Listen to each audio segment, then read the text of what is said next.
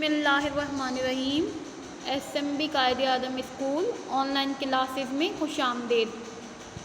Class 8th A and 8th B, subject Sindhi, topic इल्म जी रोशनी। आइए सबक स्टार्ट करते हैं। असांजी ज़िंदगी में इल्म खे वॾी अहमियत आहे। इल्म खां सवाइ न त असीं पाण तरक़ी करे सघूं था ऐं न ई पंहिंजे मुल्क खे को फ़ाइदो रसाए सघूं था। असां मुसलमाननि लाइ त इल्मु हासिल करण खे फ़र्ज़ु क़रार ॾिनो वियो आहे। असांजे नबी सॻोरे हज़रत मुहम्मद सल्लल्लाहु अलैहि वसल्लम जन फ़रमायो आहे त इल्मु हासिल करणु हर मुसलमान मर्द तोड़े औरत ते फ़र्ज़ु आहे। इल्मु रोशनी आहे ऐं जहालत ऊंधाई।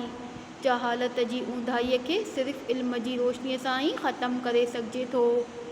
इन्हीअ ऊंधाईअ खे ख़तमु करण लाइ जिन माण्हुनि इल्म जी रोशनी पखेड़ी, असीं इन्हनि जो नालो अॼु बि इज़त ऐं एहतराम सां वठूं था। ख़ान बहादुर मीर ग़ुलाम मोहम्मद टालपुर बि अहिड़नि माण्हुनि मां हो। मीर साहब पंहिंजी सॼी ज़िंदगी इन्हीअ आला मक़सद लाइ वक़्फ़ु करे छॾी हुई। ख़ासि करे लाड़ वारे हिसे में संदसि तइलीमी ख़िदमतूं विसारे न थियूं सघिजनि। सॼी सिंध में लाड़ वारो हिसो तइलीमी लिहाज़ खां पुठिते पयल हो। हिकु त अंग्रेज़ खां नफ़रत जे करे बि माण्हुनि में अंग्रेज़ी तालीम खां नफ़रत हुई। ॿियो त ग़रीब माण्हुनि वटि अहिड़ा वसीला न हुआ जो हू पंहिंजे ॿारनि खे पढ़ाए सघनि। मीर साहब खे इन्हीअ ॻाल्हि जो ॾाढो अहसासु हो ऐं इन्हीअ अहसास जे नतीजे में ई पाण टंडे बाग़े में हिकु अंग्रेज़ी स्कूल क़ाइमु कयाईं। मीर साहब इन्हीअ स्कूल खे हलाइण जो कमु मोहम्मद सिद्दीक़ मुसाफ़िर जे हवाले कयो। मुसाफ़िर साहब पाण बि हिकु वॾो अदीब, शाइर ऐं बहितरीनु उस्ताद थी गुज़रियो आहे। हिन बि पंहिंजी ज़िंदगी तइलीम खे आम करण लाइ वक़्फ़ु करे छॾी हुई। अचो त इन्हीअ मदरसे जी कहाणी तव्हांखे ॿुधायूं, जेका इन्हनि ॿिनि अज़ीम इंसाननि जी हिम्मत ऐं महिनत जी हिकु दिलचस्प कहाणी आहे। सभ खां पहिरीं स्कूल लाइ हिकु जाइ मसवाड़ ते वरिती वई। 4-5 काठ जा बेंच ठाहिराया विया। मेज़ूं ऐं कुर्सियूं मीर साहब जे बंगले मां अची वियूं। स्कूल जे ॿिए ज़रूरी सामान लाइ बि मीर साहब पैसा ॾिना। शागिर्दनि जो मसइलो अञा बाक़ी हो। मुसाफ़िर साहब इन्हीअ मसइले जो हल बि ॻोल्हे कढियो। पाण पासे वारे हिकु कोठ जे मकतब मां 5 शागिर्द वठी आयो। मीर साहब शागिर्दनि लाइ अंग्रेज़ी पहिरें दर्जे जा किताब घुराए ॾिना। ईअं ई स्कूल 5 शागिर्दनि सां 1 जनवरी 1920 ईस्वीअ ते शुरू कयो वियो। इहे शागिर्द मुसाफ़िर साहब जी औताक़ ते रहंदा हुआ। संदनि मानी बि मुसाफ़िर साहब जे घर तयारु थींदी हुई। शागिर्दनि जी रिहाइश, मानी ऐं किताबनि जो ख़र्च बि मीर साहब भरींदो हो। वक़्तु गुज़रण सां गॾु शहर जा छोकिरा बि स्कूल में दाख़िल थियण लॻा। इन सां गॾु बहिराड़ीअ जे स्कूलनि में मकतबनि मां बि शागिर्द ईंदा रहिया। जॾहिं शहर खां परे वारे शागिर्दनि जो तादादु 15-16 ताईं पहुतो त मीर साहब स्कूल जे भरिसां हिकु ॿी जाइ बोर्डिंग हाउस लाइ मसवाड़ ते वठी ॾिनी। 1920 ईस्वीअ में स्कूल में शागिर्दनि जो तादादु 40 थी वियो। इन्हनि मां 10 शहर जा, बाक़ी सभु ॿाहिरि जा हुआ। 1922 ईस्वीअ जे शुरू में मीर साहब स्कूल जे नई बिल्डिंग ठाहिराइणु शुरू कई, जंहिं में अॼु ॾींहं ताईं इहो स्कूल गवर्नमेंट हाई स्कूल जे नाले सां हली रहियो आहे। 1923 ईस्वीअ में मौजूदा बिल्डिंग में 5 क्लासरूम, हिकु हेड मास्टर जी office, teachers room, boarding house जे उत्तर वारी लाइन, डाइनिंग रूम, ॿाहिरें मास्तरनि जी रहण लाइ क्वार्टर ऐं जामिया मस्जिद ठही चुकी हुई। 1924 ईस्वीअ में मसवाड़ी जाइनि खे छॾे स्कूल ऐं बोर्डिंग हाउस नई इमारतुनि में शुरू कयो वियो। इहो स्कूल, जेको मुसाफ़िर साहब 50 रुपया माहवार पघार ते ऐं सिर्फ़ु 5 शागिर्दनि सां शुरू कयो हो, इन में संदसि चार्ज ॾियण वक़्तु 150 शागिर्द ऐं 7 मास्तर कमु कंदड़ हुआ। इन्हीअ स्कूल मां अॼु ताईं हज़ारें शागिर्द तइलीम हासिल करे चुका आहिनि ऐं मुख़्तलिफ़ शोबनि में पंहिंजे मुल्क जी ख़िदमत करे रहिया आहिनि। ख़ान बहादुर मीर ग़ुलाम मोहम्मद टालपुर ऐं मोहम्मद सिद्दीक़ मुसाफ़िर कल इल्म जी जेका मिशल ॿारी हुई, अॼु इन्हीअ जी रोशनी परे परे ताईं पखिड़िजी चुकी है। तो बच्चों, ये था हमारा चैप्टर सिंधी का। मैं आपको थोड़ा सा इसको उर्दू में समझा देती हूँ। वैसे तो मैंने आपको क्लास में ये समझा दिया था, लेकिन फिर से कुछ बच्चों के लिए जिन्होंने नहीं समझा था। हमारी ज़िंदगी में जो है इल्म की बहुत बड़ी अहमियत है। इल्म के सिवाय ना तो हम खुद तरक्की कर सकते हैं और ना ही हम अपने मुल्क को कोई फ़ायदा पहुंचा सकते हैं। हम मुसलमानों के लिए इल्म हासिल करने के को तो एक फ़र्ज़ करार दिया गया है। हमारे नबी हज़रत मोहम्मद सल्लल्लाहु अलैहि वसल्लम ने फरमाया, इल्म हासिल करना हर मुसलमान मर्द और औरत के लिए फ़र्ज़ है। इल्म रोशनी है और जहालत ऊंधाई। जहालत की ऊंधाई को यानी कि अंधेरे को सिर्फ इल्म की रोशनी से ही ख़त्म किया जा सकता है। और इस अंधेरे को ख़त्म करने के लिए जिन लोगों ने इल्म की रोशनी को फैलाया, हम इन लोगों का नाम आज भी इज़्ज़त और एहतराम से लेते हैं।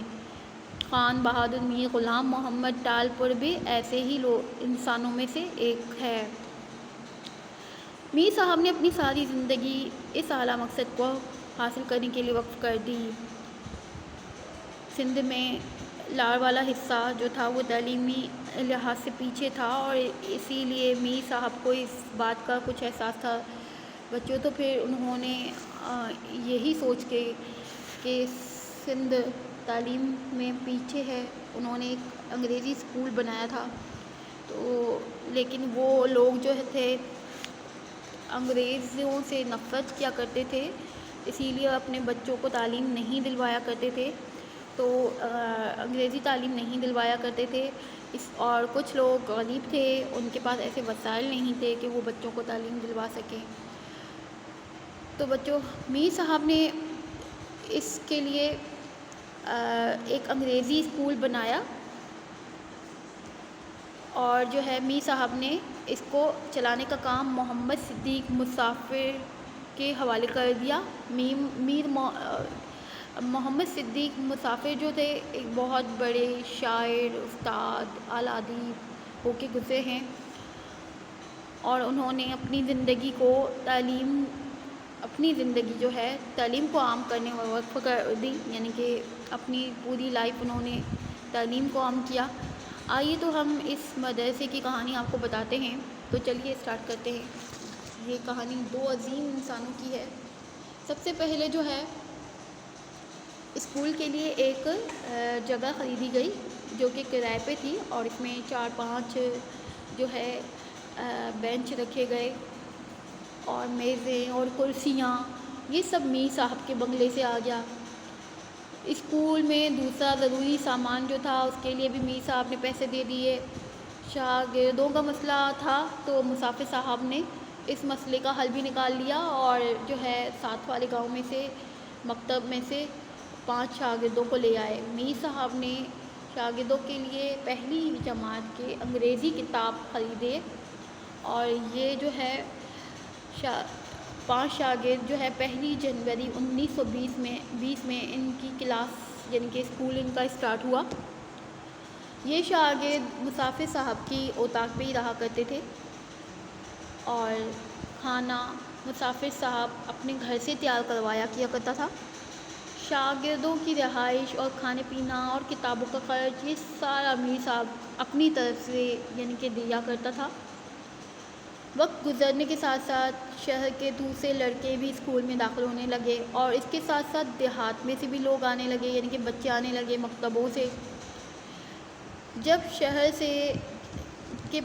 से बाहर आने वालों की तादाद जो है 15-16 हो गई तो मीर साहब ने एक और बिल्डिंग जो है बोर्डिंग हाउस के लिए किराए पर ले ली। 1921 में स्कूल में शागिर्दों की तादाद 40 हो गई और इसमें से 10 शहर के ही थे और बाकी सारे बाहर के थे। 1922 में 22 के शुरू में मीर साहब ने नई बिल्डिंग बनवानी शुरू कर दी जो आज तक गवर्नमेंट हाई स्कूल के नाम से चलती आ रही है। 1923 में मौजूदा बिल्डिंग میں 5 کلاس روم، ہیڈ ماسٹر کی office, teachers room, boarding house اور ڈائننگ روم اور باہر سے آنے والے استادوں کے لیے کوارٹر اور جامع مسجد بن چکے تھے۔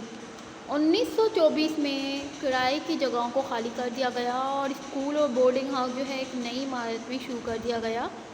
یہ اسکول جو مسافر صاحب نے 50 روپے مہینے پر جو ہے رینٹ پر لیا تھا اور صرف 5 اسٹوڈنٹ سے شروع کیا تھا، اس کی چارج دیتے وقت وہاں پہ 150 بچے پڑھ رہے تھے اور 7 استاد کام کر رہے تھے۔ اس اسکول میں سے آج تک ہزاروں جو ہے شاگرد تعلیم حاصل کر چکے ہیں اور مختلف شعبوں میں ملک کی خدمت کر رہے ہیں۔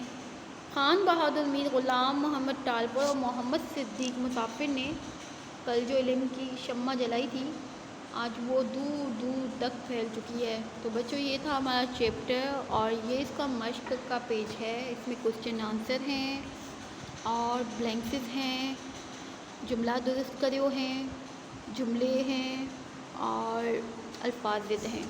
تو آئیے پہلے ہم چیپٹر کے ورڈس میننگ کرتے ہیں۔ پہلا ورڈ ہے جسے ہم ہندی میں لفظ کہیں گے اوندھائی۔ اس کا مطلب ہوتا ہے اندھیرا، پکھیڑے، پھیلائے، پھیلانا۔ پٹتے یعنی کہ پیچھے، مسوار کا مطلب ہوتا ہے کرایہ۔ گولے گڈیو تلاش کر لیا، بہراڑی دیہات، پگھار تنخواہ۔ تو بچوں، یہ ورڈ میننگ تھے۔ آئیے کوسچن آنسر کی طرف چلتے ہیں۔ اساں جے نبی سڳوري علم حاصل करण بابت छा فرمايو आहे؟ اساں جے نبی سڳوري فرمايو ته علم حاصل करण हर मुसलमान मर्द तोड़े औरत ते फ़र्ज़ आहे۔ सॼी सिंध में तइलीमी लिहाज़ खां कहिड़ो हिसो पुठिते हो? सॼी सिंध में तइलीमी लिहाज़ खां लाड़ वारो हिसो पुठिते पयल हो। मीर साहब स्कूल खे हलाइण जो कमु कंहिंजे हवाले कयो? मीर साहब स्कूल खे हलाइण जो कमु मोहम्मद सिद्दीक़ मुसाफ़िर जे हवाले कयो। इहो स्कूल घणनि शागिर्दनि खां शुरू कयो वियो हो। इहो स्कूल 5 शागिर्दनि खां शुरू कयो वियो हो। तो ये क्वेश्चन आंसर थे। अब हम नेक्स्ट एक्सरसाइज पे आते हैं। ये हैं हमारे ब्लैंक्सेस। इल्म रोशनी आहे ऐं जहालत ब्लैंक में आएगा ऊंधाई। ये शागिर्द मुसाफ़िर साहब जी औताक ते रहंदा हुआ, ब्लैंक में आएगा औताक। शागिर्दनि जी रिहाइश डैश ऐं किताबनि जो ख़र्च भी मीर साहब भरींदो हो, ब्लैंक में आएगा मानी। इसके नीचे जुमला दुरुस्त करियो है। पहले गलत जुमला है, इसके बाद जो है दूसरा आपको नज़र आ रहा है दुरुस्त जुमला है। असांजे स्कूल में 8वीं क्लास जूं 2 क्लासूं आहिनि। असांजे स्कूल में 8वीं क्लास जा 2 क्लास आहिनि। मुंहिंजूं किताबूं सुठियूं आहिनि। इसका दुरुस्त जुमला होगा मुंहिंजा किताब सुठा आहिनि। स्कूल में शागिर्दनि जी तादाद 40 आहे। इसका दुरुस्त जुमला होगा असांजे स्कूल में शागिर्दनि जो तादाद 40 आहे। तो बच्चों, ये थे वर्ड मीनिंग जुमले जो हमने दुरुस्त किए। इसके आगे हम पढ़ेंगे लफ्ज़ माने और जुमले। तो पहला जो है वो है ऊंधाई। इसका मतलब होता है अंधेरा। इसको हम सिंधी में अंधेरो लिखेंगे। हिन कमरे में ऊंधाई आहे। जुमला होगा हिन कमरे में ऊंधाई आहे। पखेड़े फैलाए। ख़ालिद गंदगी पखेड़े छड़ी आहे। मानी खाधो। ही मानी ताज़ी आहे। बिल्डिंग जगह। ही बिल्डिंग अस्पताल जी आहे। सिर्फ़ रुगो यानी कि सिर्फ़ मूंखे सिर्फ़ 500 रुपया घुर्जनि। हेठियनि लफ्ज़नि जा ज़िद लिखो। अल्फाज ज़िद हैं ये। लफ्ज़ है ऊंधाई, उसका होगा रोशनी। फ़ायदो, फ़ायदों का नुकसान। ख़त्म, ख़त्म का शुरू। नफ़रत, मोहब्बत। बहराड़ी, शहर। वेझो, परे, नई, पुरानी, हले, बीए। तो बच्चों, आपका ये चैप्टर आपने पहले भी किया था और ये ख़त्म हुआ। और इसके अलावा आपने कॉपी अगर नहीं कंप्लीट तो आप ये सारी कॉपीज़ कंप्लीट करेंगे। ओके, अल्लाह हाफिज़।